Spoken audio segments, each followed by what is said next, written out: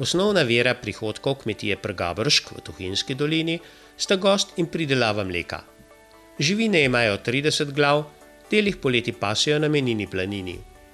Poleg mleka prodajajo tudi sirotko, sir, navadne in sadne jogurte, posebnost kmetije pa je sir Trnič. Torej, Trnič je tradicionalni sir iz Velike planine.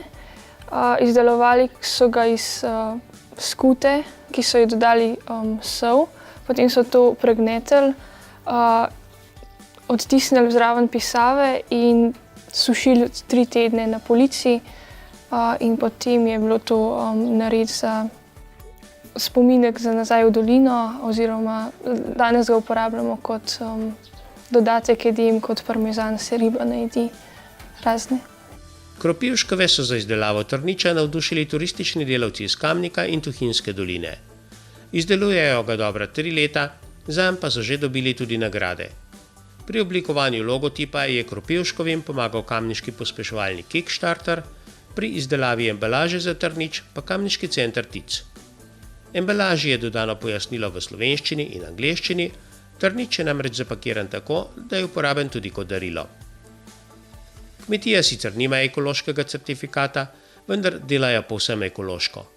Krave krmijo s senom, dodajo jim le nekaj malega koruze. Za gnojenje pa uporabljajo samo hlevski gnoj.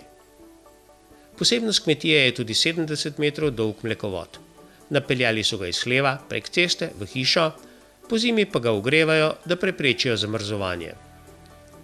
To je mlekovod 70 metrov iz štale, ko mož molze, meni priteče mlek direkt dol, ali ga uporabljam za sir, ali pa uporabljam za skuto in jogurt iz surovega mleka. Kakšne pa imajo na kmetiji Pregabršk načrte? Hiši želijo prizidati degustacijski prostor. Velik bo okoli 60 kvadratnih metrov, v njem pa bodo lahko gostili od 20 do 30 ljudi. Uporabljali ga bodo za predstavitev kmetije in izdelave Trniča, gostili pa bodo tudi turiste iz tujine.